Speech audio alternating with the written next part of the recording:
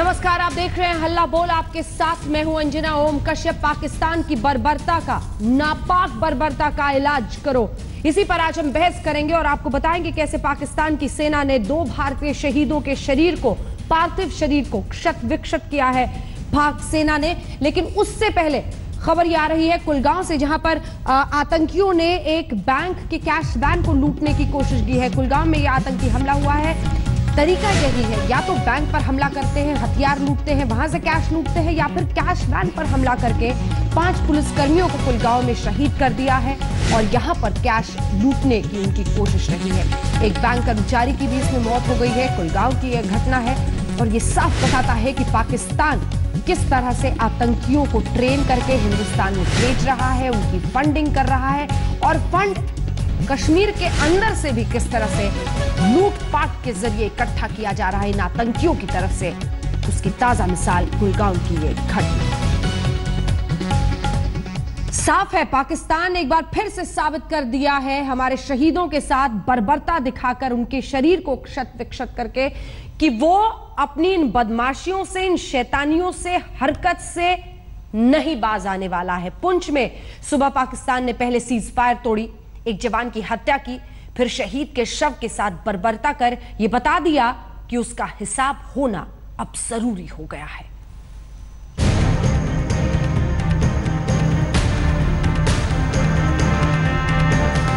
सरहद पार एक बार फिर पाकिस्तान ने साजिश की बंदूकों का मुंह भारत की तरफ खोल दिया है। एक बार फिर पाकिस्तान ने दिखा दिया है कि दुश्मनी की रौ में वो इंसानियत की तमाम हदें लांघ सकता है और ये भी कि सीधी जंग में न जीत पाने की कसक में वो बुजदिली में किसी भी हद तक जा सकता है। सोमवार को पाकिस्तान ने पुंछ की कृष्णा घाटी सेक्टर में सीज फायर का उल्लंघन किया। पाकिस्तान ने सीमा पर ऑटोमेटिक हथियारों और रॉकेट लॉन्चर से हमला किया। फायरिंग में 2 भारतीय जवान शहीद हो गए, जिनके शव के साथ पाकिस्तान ने बर्बरता की। दोनों जवानों के शव को पाकिस्तान ने शत विक्षत कर दिया, उनके अंग काट कर ले गए। पाकिस्तान की इस बुजदिली पर पूरा भारत लानत मलामत कर रहा है। सेना के नॉर्दर्न कमांड ने बयान जारी कर पाकिस्तान को जैसे को तैसे अंदाज में सबक सिखाने की चेतावनी दी है। हर तरफ से ईंट बजा देने की बात हो रही है। वक्त पाकिस्तान को करारा जवाब देने का आ गया है और साथ ही उन हुक्मरानों को भी याद दिलाने की जरूरत आ गई है जो पाकिस्तान को सीना ठोककर छठी का दूध याद दिलाने का ऐलान करते रहे हैं। अगर ये सिर नहीं आए तो उनके तो 10 सिर आए।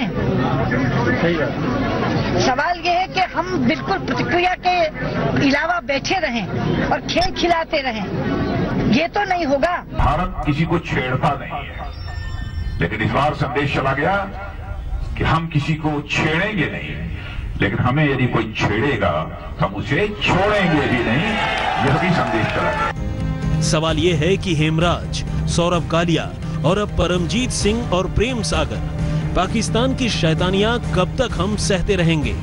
पाकिस्तान को उसकी करतूतों की सजा कब देंगे? आज तक ब्यूरो। कई खास मेहमान हमारे साथ इस पूरी चर्चा में जुड़ रहे हैं। सबसे पहले आपका परिचय उनसे करा दे। सैयद मोहम्मद तारिक पीरज़ादा साहब, जो कि पॉलिटिकल और सिक्योरिटी एनालिस्ट है, सीधे इस वक्त हमारे साथ पाकिस्तान से जुड़ रहे हैं। Major general retired GD Bakshi साहब हमारे साथ जुड़ गए हैं। RSN सिंह साहब, सिक्योरिटी एक्सपर्ट, हमारे साथ इस चर्चा में जुड़ गए हैं। कुछ ही देर में तमाम अन्य मेहमान भी जुड़ेंगे, लेकिन सबसे पहले तारिक पीरज़ादा साहब आपके पास आते हुए सवाल सीधा। आपने एक बार फिर से, आपकी सेना ने हैवानियत लांघते हुए हमारे 2 शहीदों के पार्थिव शरीर के साथ इतनी बर्बर हरकत की है। शर्मिंदगी होती है आप लोगों को? इस दुनिया में कौन सी सेना इतनी बर्बर तरीके से व्यवहार करती है और आखिर क्यों करती है? बातचीत की सभी कोशिशों को नाकाम करते हुए आप कहते हैं कि हम बातचीत के लिए तैयार हैं, लेकिन अगर आपकी सेना ये कर रही है तो कैसे माने हम? कौन करता है इस तरह की हरकत? देखिए, मैं उसका जवाब देता हूं। इसकी हरकत करना भारतीय फौज की पुरानी आदत है, इस तरह की हरकतें करना और झूठे इल्जाम लगाना वो उससे भी ज्यादा है। तीसरे बार जो लगी हुई है वो भारतीय फौज की। देखें, भारतीय फौज ने बाढ़ लगाई हुई है। आपको सुनना पड़ेगा, को तोड़ने से आपको सुनना पड़ेगा। हमें भारतीय बंदूकों का सामना करना, ये झूठ नहीं है, भारतीय तोपों का सामना करना पड़ता है। परमजीत सिंह, प्रेम सागर उनका नाम है, जीडी बख्शी साहब, यही परेशानी है इनकी, बार बार समझाने का। और ये पहले कैप्टन कालिया के साथ हो चुका है, लांस नायक हेमराज के साथ हो चुका है, और अब इन 2 शहीदों के साथ, पार्थिव शरीर के साथ ऐसी बर्बरता क्या है ये सेना पाकिस्तान की? जीडी बख्शी साहब। देखिए, ये पाकिस्तान की सेना की असलियत है। तो बख्शी जी बूढ़े हो गए हैं, बात नहीं कर सकते। सर आतंकवादी हैं।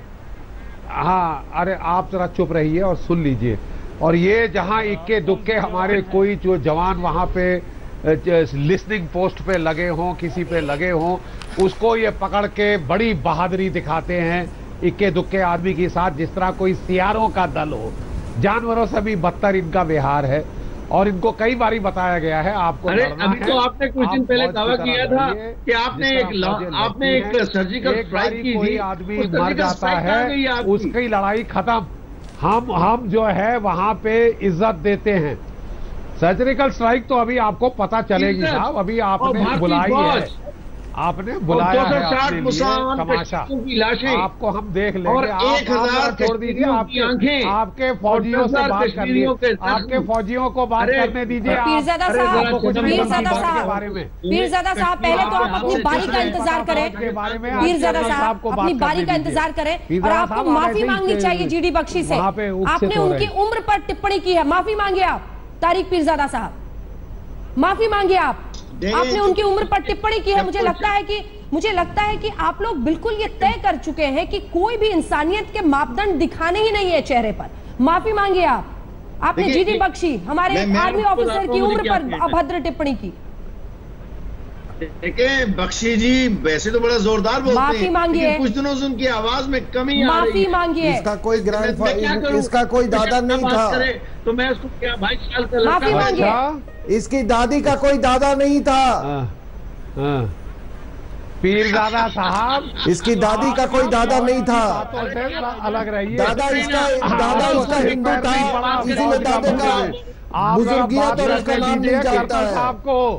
हाँ, आपकी बात सुनने के लिए हम हमारे पास वक्त नहीं है बर्बाद करने के लिए। सर काटने की कहानी अपने फौजी से पूछ लीजिए। आपने घड़ी अभी 2-3 साल फिर घड़ी दी, आज फिर घड़ ली है। आपको पता है, अब आपको कहानी की असलियत बताएंगे। आप एक रात इंतजार कर लीजिए। अरे तारिक पीरजादा साहब, बहुत उतावले मत होइए, अभी कल सुबह आनी है। कल सुबह आपका चेहरा हम देखना चाहेंगे। तावला होना तो पंजाबी का बोल रहा है, उर्दू चिल्ला के नहीं बोल रहा, बड़ी नरमी से बोल रहा हूँ। हाँ, आरएसएन सिंह साहब, पंजाबी मेरे को आपसे अच्छी आती है। आरएसएन सिंह साहब दीजिए। अरे मैं तो आपकी तारीफ।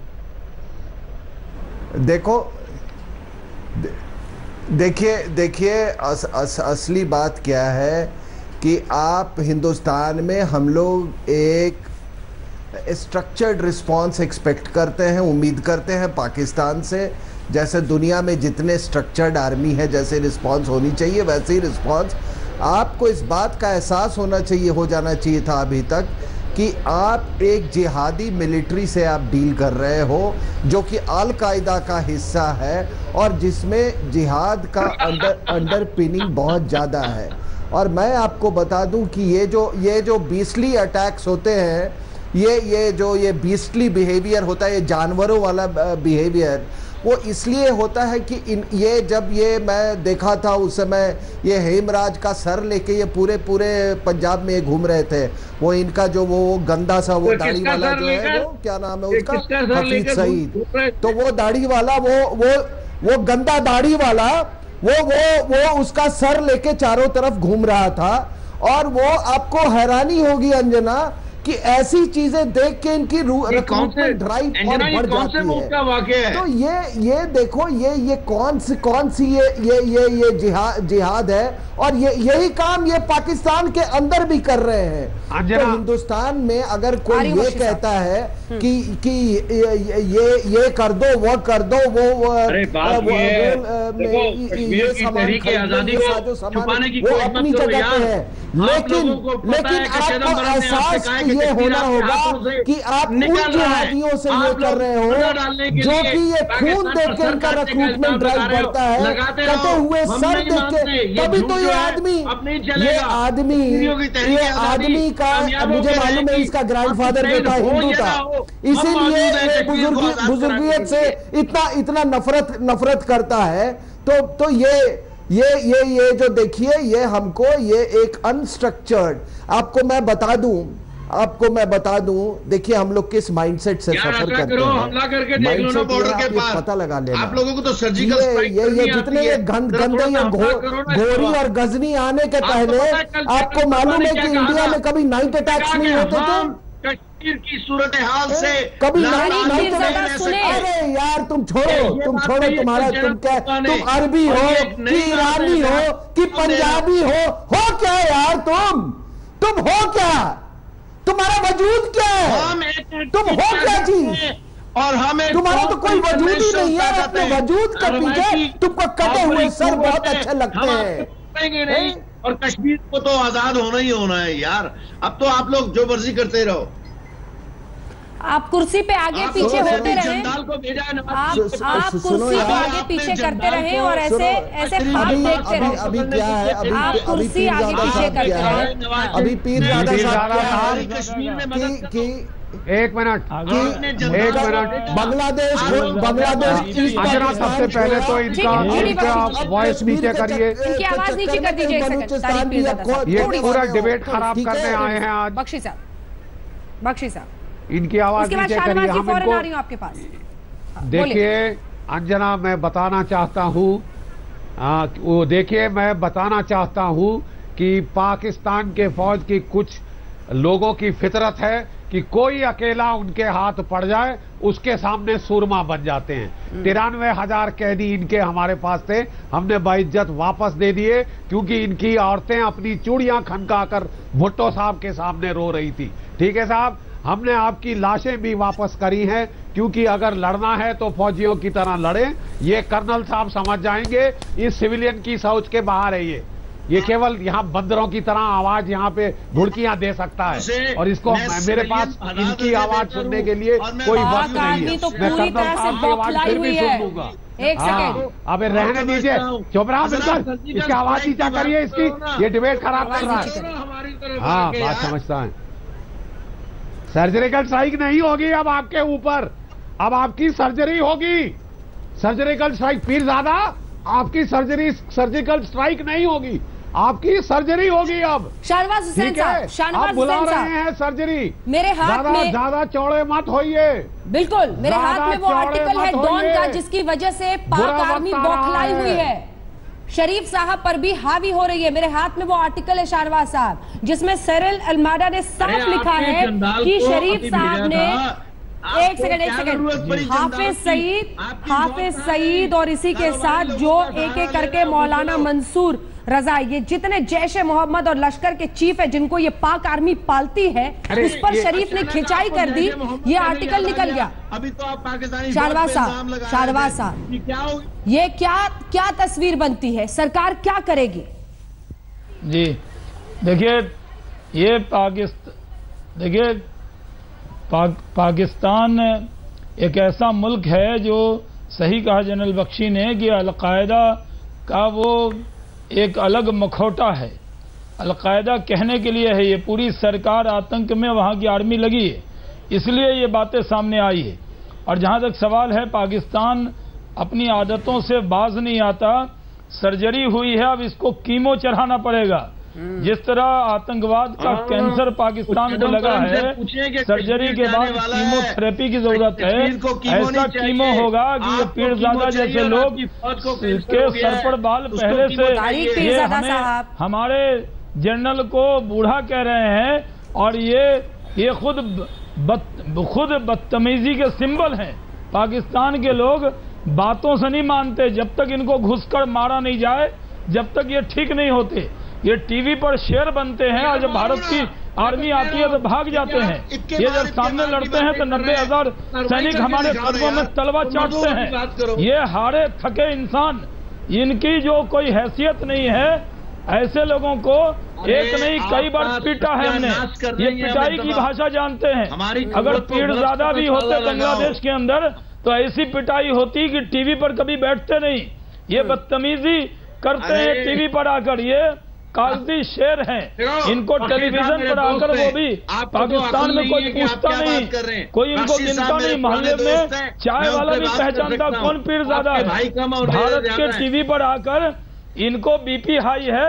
मुझे डर है कि ये कहीं हार्ट अटैक न हो जाए। इलाज हर बीमारी का भारतीय सेना के पास है। के बीच सवाल यह भी कि आगे का रास्ता हिंदुस्तान के लिए क्या हो, क्योंकि पाकिस्तान अपनी नियत फितरत बदलने को तैयार नहीं है और एक बर्बर सेना के रूप में उसके सैनिकों ने हमारे 2 शहीदों के पार्थिव शरीर के साथ जो व्यवहार किया है वो सभी सीमाओं को हैवानियत की पार कर देता है। उनकी शहादत व्यर्थ नहीं जाएगी, ये कहा है रक्षा मंत्री अरुण जेटली ने। देश को अपनी सेना पर पूरा भरोसा है, ये कहा अरुण जेटली ने, और कहा कि उनकी शहादत व्यर्थ नहीं जाएगी। आइए आपको सुना देते हैं क्या कहा है रक्षा मंत्री ने, फिर चर्चा आगे। The sacrifice of these 2 soldiers will not go in vain.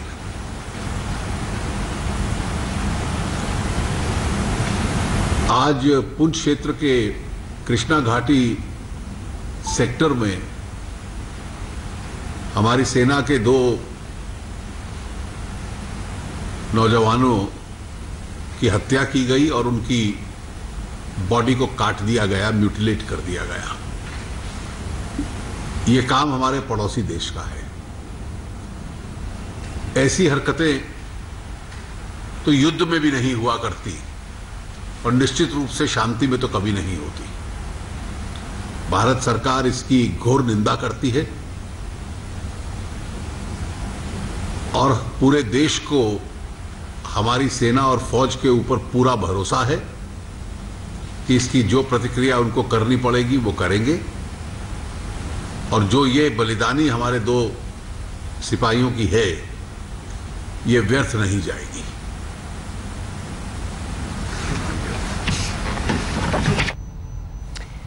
इन 2 सिपाहियों की शहादत व्यर्थ नहीं जाएगी, ये कहा है रक्षा मंत्री ने। और ये भी कहा कि युद्ध में भी ऐसी जो सीमाएं हैं इंसानियत की वो लांघी नहीं जाती हैं और ऐसी बर्बरता नहीं दिखाई जाती है। लेकिन हमारे पड़ोसी पाकिस्तान ने एक बार फिर से ये किया है हमारे साथ। शफकत सईद साहब भी हमारे साथ जुड़ गए हैं, लेकिन उससे पहले तारिक पीरजादा साहब आपके पास मैं आना चाहती हूँ। महात्मा गांधी ने कहा था कि अपने पैरों से, अपने गंदे पैरों से मेरे दिमाग में मत चलो। एक ऐसा शख्स जिसको भूलकर पाकिस्तान आगे बढ़ता रहा और आज अगर आप अंदर झांक कर देखेंगे तो लगता ऐसा है कि रिवर्स मोड में आपका देश चले जा रहा है। और जो कहा RSN सिंह साहब ने वही सच है। आप फंडामेंटलिस्ट बिहेवियर के एक ऐसी परिचायक बनते जा रहे हैं आपकी सेना कि अलकायदा जैसे आतंकी संगठनों का एक दूसरा वर्जन नजर आता है। युद्ध में भी कोई ऐसा नहीं करता है दूसरी सेना जो सामने होती है उसके सैनिकों से, लेकिन आपके सैनिकों ने ये किया, आपके सैनिकों ने ये किया। आपको एहसास है कि आप क्या कर रहे हैं और कहां से कितने बर्बर और कितने विकृत आपका चेहरा होते जा रहा है पाकिस्तान का एक देश के रूप में? देखिए, आपकी परेशानी मुझे समझ आ रही है। मसला ये है कि आपको अपनी बात समझ नहीं आ रही कि आप कश्मीर में एक मुसलमान कौम पर काबिज हैं, एक मुसलमान इलाके पर काबिज हैं। पाकिस्तान की बात करें, जरा मेरी बात सुनिए। पाकिस्तान की बात करें। खबरदार जो आपने हिंदुस्तान के अंदर नाक डालने की कोशिश की है। जवाब दीजिए मेरे सवाल का, आप जवाब दीजिए मेरे सवाल का। इल्जाम आप लगा रहे हैं, वरना युद्ध की भाषा में आप भगोड़े कहलाएंगे। ये बातें आप साल के बाद करते हैं। पाकिस्तान क्या मसला है? मुसलमानों और इस्लाम के नाम पर कलंक है ये पाकिस्तान। समझते क्या है आप लोग अपने आप को? पाकिस्तान को इस्लामिक रास्ते पर चल रहा है। आपको मुसलमानों की फिक्र हो रही है। हिंदुस्तान के मुसलमानों की फिक्र में दुबले मत होइए। अपने ये तारीख की सारा कोई अकल की बात नहीं करने के काबिल। ना इन्हें फौजी मसलों का मालूम है ना सिविलियन मसलों। आप प्लीज इनका वॉल्यूम लो कराइए। ये पूरी डिबेट आज की खराब कर रहे हैं। दुनिया के सामने आ जाए। बख्शी साहब, 1 मिनट, क्या मैं अंजना जी, ये डिबेट खराब आप इनका शफकत प्लीज साहब इनकी बोले। आवाज डाउन करिए। देखिए, लड़ाई के तौर तरीके होते हैं। एक मिनट, बिल्कुल सही कह रहे हैं। मैं कह रहा हूं कि देखिए, फौज के तौर तरीके होते हैं, जनीवा कन्वेंशन है, बाबा आदम के जमाने से लड़ाइयां लड़ी आ रही हैं। सब फौजें कुछ इज्जत के साथ लड़ती हैं और कुछ जो है प्रैक्टिसेस वो फॉलो करती हैं। जो जवान शहीद हो गया, चाहे हमारा हो चाहे हमारे दुश्मन का, उसको हम पूरी इज्जत देते हैं, उसके पार्थिव शरीर को पूरी इज्जत दी जाती है। चीन के साथ भी जब लड़ाई हुई थी, ऐसा ही दौर हमने देखा। चीनी फौज के पास भी जो हमारी लाशें लगी, उन्होंने इज्जत के साथ बिगुल बजाकर उनका दाह संस्कार किया। पाकिस्तान की फौज की भी जो भी लाशें हमारे हाथ लगी हैं, हमने उनको इज्जत के साथ बरियल दिया है। लेकिन हमें बड़े अफसोस के साथ कहना पड़ता है कि हमारे जो भी बेचारे जवान, जो भी अफसर कैदी के रूप में इनके हाथ चढ़े हैं, उस पे इन्होंने जानवरों से भी बदतर व्यवहार किया है। हमने इनके 93,000 कैदी वापस कर दिए, लेकिन हमारे 56 जो कैदी 1971 के इनके साथ थे, इन्होंने टॉर्चर कर करके पागल कर दिए और ऐसा हाल किया। आप बकवास मत करिए, ना आप फौजी हैं, ना आपको कुछ अकल है। आप अपने साथ वाले कर्नल साहब से पहले कुछ सीख लीजिए बकवास करने के पहले। आप पहले कर्नल साहब से कुछ सीख लीजिए फौज के बारे में, फिर फौज के बारे में बात करिए। कभी वर्दी डाली है? जो हिंदुस्तान, मैंने 37 साल इज्जत के साथ वर्दी डाली है। आपने कभी वर्दी देखी भी है? बहुत बड़ा हमला। अरे साहब, आपने वर्दी देखी भी है? आपने तो हमले का जिक्र ही नहीं वर्दी देखी? आप बकवास करते हैं। आप डिबेट का जो है स्टैंडर्ड नीचे कर रहे हैं। आपने बड़ी शर्म की बात है। शफकत सईद साहब भी हमारे साथ जुड़ गए। आप पढ़े लिखे साहब भी हमारे साथ जुड़ गए। आ रही हूं मैं आपके पास। शफकत सईद साहब, शफकत सईद साहब, पड़ता है। शफकत सईद साहब, मैं एक बार आपके पास आना चाहती हूँ सर। ये जो परिस्थिति है बहुत खतरनाक है। पहले तस्वीरें दिखाइए। बीते दिन पाक आर्मी चीफ बाजवा एलओसी पर गए थे। उन्होंने जमकर वहां पर जहर उगला हिंदुस्तान के खिलाफ। आज ये होता है। क्या हम सीधे सीधे इसमें संबंध देखें? 2 भारतीय सैनिकों के पार्थिव शरीर के साथ जिस तरह की बर्बरता पाक सेना ने दिखाई है, और दूसरी तरफ वो तस्वीर भी दिखाई है। ये बाजवा साहब आपको दिख रहे हैं एलओसी पर, खूब जहर उगला है बीते दिन इन्होंने हिंदुस्तान के खिलाफ, और उसके बाद आज ये घटना। दूसरी तस्वीर, 30 आतंकी हिजबुल के शोपियां इलाके में खुले में एंट्री करते हुए, घूमते हुए दिखाई दे रहे हैं। शफकत सईद साहब, मेरा सवाल आपसे सीधा है, क्या शर्मिंदगी होती है आप लोगों को? कहां से पाकिस्तान चला था और लगता है रिवर्स डायरेक्शन में आपका देश जा रहा है। कोई भी देश दूसरे दुश्मन देश के सैनिकों का सम्मान करते हुए उनका अंतिम संस्कार कराता है। ये किस तरफ आपकी सेना जा रही है? ये क्या बनते चले जा रहे हैं आप? हैवान नहीं तो और क्या? आपके जितनी आपने तस्वीरें दिखाई और जितनी बातें आपने मुझसे पूछी हैं, उसमें मैं बारी बारी सबका जवाब देना चाहूँगा कि ये जो लोगों ने बंदूकें उठा ली हैं अभी, तो पत्थरों के बाद ज़बानी खाली हाथ नारों के बाद पत्थर उठाए, तो अभी मेरे ख्याल में ये अगर आपने मामले को सही नहीं हैंडल किया तो बंदूकें उठाएंगे लोग। और जहाँ तक आर्मी चीफ की विजिट का ताल्लुक है, तो आपकी इत्तला के लिए अर्ज है कि हर वीकेंड और हर छुट्टी वाले दिन, ईद वाले दिन, पाकिस्तान आर्मी चीफ अपने ट्रुप्स के साथ होता है। और ये शुरू से ही पाकिस्तान आर्मी की रीत चली आई है। और जब से मैं नौकरी कर रहा हूँ, मैंने हमेशा बॉर्डर के ऊपर अपने चीफ को विजिट करते हुए पाया है, ट्रुप्स को। कश्मीर के खिलाफ जहर उगल रहे हैं, की पासदारी कर रहे हैं। कल छुट्टी का दिन था और उन्होंने अपनी छुट्टी का ये दिन अपने ट्रुप्स के साथ आगे बॉर्डर पे गुजारा। और बाकी जो उन्होंने स्टेटमेंट दी, तो मेरे ख्याल में उन्होंने स्टेटमेंट दी थी कि भारत में जो कुछ कश्मीर में हो रहा है, ये वो कश्मीर रटना बंद कीजिए। RSN सिंह साहब, इस बीच RSN सिंह साहब जवाब दे। एक तस्वीर मैं अपने दर्शकों को दिखाना चाहती हूँ, अगर आप जूम करके इसको दिखा सके हमारे दर्शकों को। ये तस्वीर दिखाना चाहेंगे। ये तस्वीर इस वक्त आई है, ये परमजीत सिंह जी हैं और आज इनकी भी शहादत हुई है और इस शहादत में पूरा देश शामिल है, लेकिन पाकिस्तान भी देखे, क्योंकि इसी परमजीत सिंह के पार्थिव शरीर के साथ जो व्यवहार पाकिस्तान की सेना ने किया है वो बेहद निंदनीय है। इतना अमानवीय व्यवहार कोई भी सेना किसी भी विश्व के सैनिक के साथ कैसे कर सकती है? मेरे हाथ में जिस शख्स की तस्वीर है उसका नाम परमजीत सिंह है। हिंदुस्तान को उस पर गर्व है और विश्व में कोई भी देश ऐसा नहीं है। और दूसरे जो जवान शहीद हुए हैं उनकी तस्वीर आप टेलीविजन स्क्रीन पर देख रहे हैं। RSN सिंह साहब, मुझे लगता है आपको जवाब देना चाहिए उनकी बातों का, क्योंकि जिस तरह का व्यवहार ये लोग कर रहे हैं और जिस बात को कश्मीर के नाम पर डिफेंड कर रहे हैं, जिनीवा कन्वेंशन को पूरी तरह से नहीं मानते हुए, वॉर क्राइम है ये। एक ऐसी सेना है जो पूरी तरह से निरंकुश हो चुकी है, जो शायद अपनी सरकार की भी सुनने को तैयार नहीं है, निरंकुश हो चुकी है। सिंह साहब, देखिए, ये मुसलमानों का जो हवाला दे रहे हैं कश्मीर का, तो इन्होंने अपने वो फाटा में जो ज़रबे अज़ब चला, ज़रबे अज़ब का मतलब होता है मोहम्मद की तलवार, तो मोहम्मद की तलवार इन्होंने अपने ही लोगों पे ये कत्लेआम किया। उससे आप पूछ लो, 500,000 पीपल हैव बीन डिस्प्लेस्ड। तो ये मुसलमानों की बात ना करो। दूसरी बात क्या है कि ये नया उन्माद और ये नई ये जोश, इसका सबब क्या है? ये जिहाद का, ये जो बर्बरता का, इसका सबब क्या है? इसका संदर्भ क्या है? संदर्भ किसी तकनीकी खराबी की वजह से सर आपकी आवाज कट गई है। शहरवाज हुसैन साहब, इनकी पाकिस्तान की दिक्कत ये है, नहीं, पाकिस्तान की दिक्कत ये है कि कश्मीर का राग लापते लापते ये दुनिया के नक्शे से एक दिन मिट जाएंगे। इन्होंने बलूचियों पर क्या जुल्म किया है, बलूचिस्तान में क्या किया, उसका जिक्र नहीं करते। इनको याद कश्मीर की आती है। इनको मालूम होना चाहिए कि पाकिस्तान के अंदर मस्जिद तक में इनके मुसलमान सुरक्षित नहीं है। हिंदुस्तान से सीखना चाहिए। ये जो पाकिस्तान को इन्होंने कहा था कि जन्नत है, पूरे दुनिया के लिए जहन्नम बन गया है।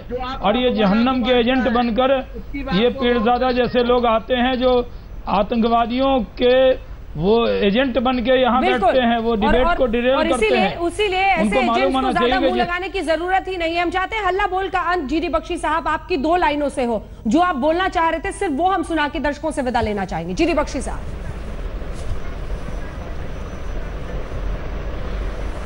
देखिए अंजना जी, मैं कहना चाहता हूं कि अगर लोग सीधे तरीके से नहीं लड़ सकते, पाकिस्तान के सेना अध्यक्ष, chief of army staff border पे आए थे, अगर वो कुछ करना चाहते थे, कोई दर्जे का काम करते, एक सिपाही का काम करते, क्या वो सिर्फ एक बॉर्डर एक्शन टीम के टेररिस्ट को भेजने आए थे? क्या उन्होंने आदेश दिए हैं कि हमारे जो जवानों की लाशों के साथ इस तरह का वैसीपना किया जाए? ये बड़े हमको अफसोस हो रहा है कि ये चीफ के दर्जे का काम नहीं है। इसी के साथ आज हल्ला बोल का अंत। बहुत बहुत शुक्रिया आप सभी का देखने के लिए। देखते रहिए आज।